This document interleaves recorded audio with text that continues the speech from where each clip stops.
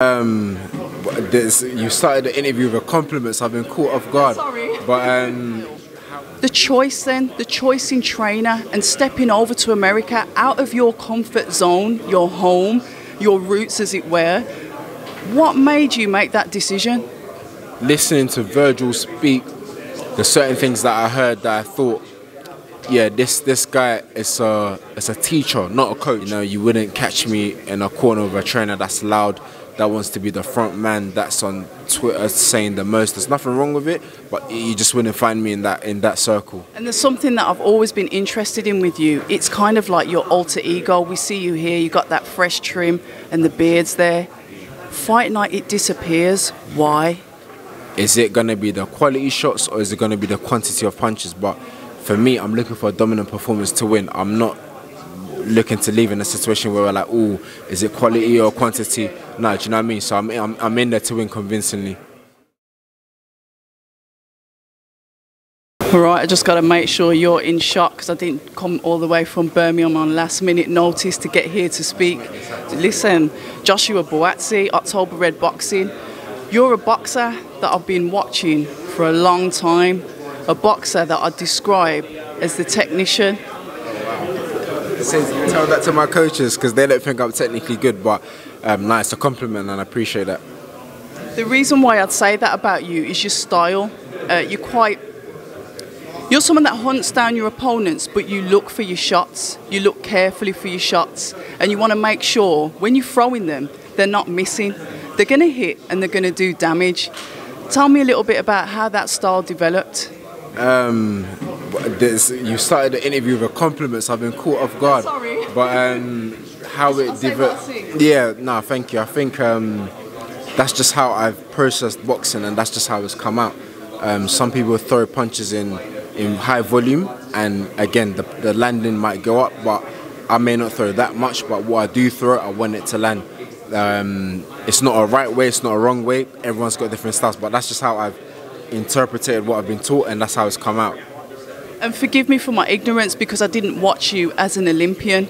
Is that a style that you follow through? Because like you said, there's something about Olympics where it's all about that point scoring, less rounds, high punch output. But you're someone that really does sit down and calculate their shots. So is that something that you brought from that stage into the pro game? Yeah, I think my style has been a bit similar. Even in the amateurs, people threw a lot of punches, but I wasn't that guy. I'd wait and throw when I'm like, yep, I'm definitely going to land this. But in my head, I'm not thinking, don't throw the punches. It's just how it's looked and how it plays out when I watch the fight. But I don't think about all of this. But hearing you say it, I've heard it a lot of times, so that's how it must look. Yeah, you are very interesting to watch, and like I said, I've often called you a technician. There's two styles, different styles that are going to meet the ring, but I don't want to ask literally about that because I know everyone's asked you more or less the same questions. There's a couple of things, because I've never had you on the channel before, I want to get to know you a little bit. Obviously, we've discussed your style. The choice then, the choice in trainer and stepping over to America out of your comfort zone, your home, your roots as it were. What made you make that decision? I think it was after the college fight that I had where my eye was closed and I said, damn, I'm not trying to come out of the ring every time looking like this. But most importantly, I was at a comfortable stage and I said I need to get out of the comfort zone. For me, I'm in this game, but I do anything that I can do to make it happen. I'm at an age and at a point in my life where I have no responsibilities, zero. So I get up and I travel for months. There's nothing to attend to. So I think there's no better time than now. So for me, it's to make the most of it now. So when I'm a bit older, I can say, damn, you know, I grafted and it's paid off. And choosing a right trainer, the trainers is something that's a bit of a hot gossip at the moment. We went through a period of time where the trainers weren't really spoken about, and it's now almost the trainers have become the fighters again, they've become the celebrities. What made you choose your trainer? Obviously we know, you know, who is trained in the past, but what made you make that choice? I think listening to Virgil speak, there's certain things that I heard that I thought, yeah, this guy is a teacher, not a coach. There's a lot of coaches, there's a lot of trainers and all of that, but I wanted a teacher, someone that can teach me new things, teach me the subtle things in boxing, and that's exactly what I'm getting. And on top of that, the personality as well. You know, you wouldn't catch me in a corner of a trainer that's loud, that wants to be the front man, that's on Twitter saying the most. There's nothing wrong with it, but you just wouldn't find me in that circle.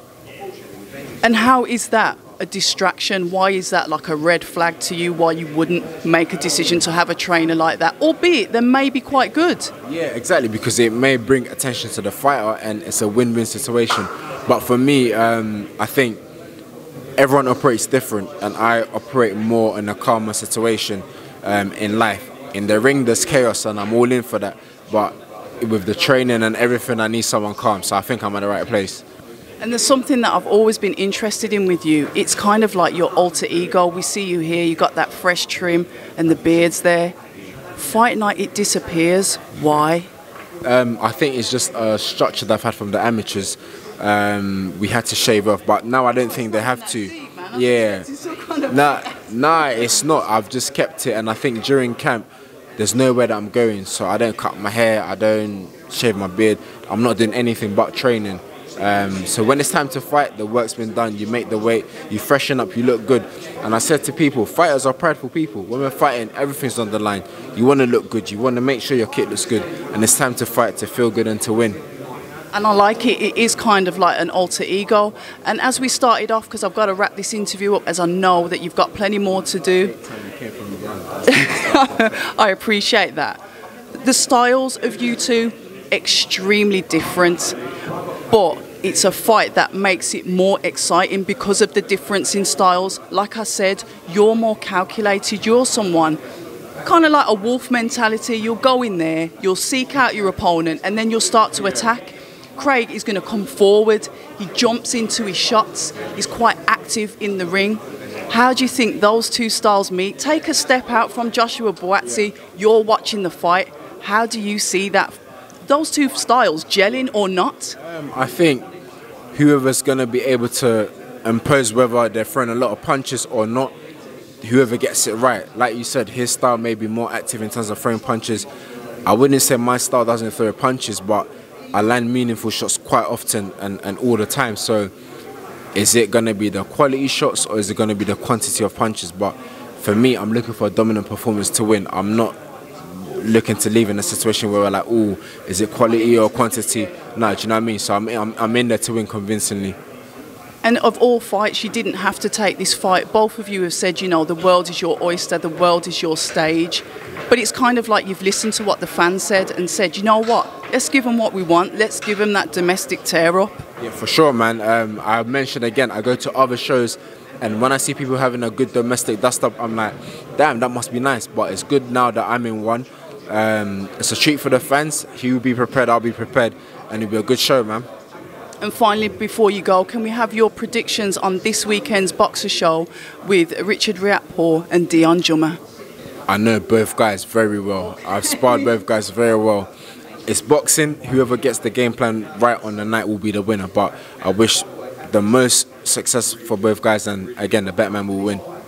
Thank you so much for your time. October Red Boxing here with Joshua Buatsi. Thank you. Thanks for coming down, man. Hi, and thank you for watching October Red Boxing. Like, subscribe, and tap the bell for notifications. You can also find us on Instagram at October Red Boxing and on Twitter, October Red UK. And remember, at October Red, we stay ready.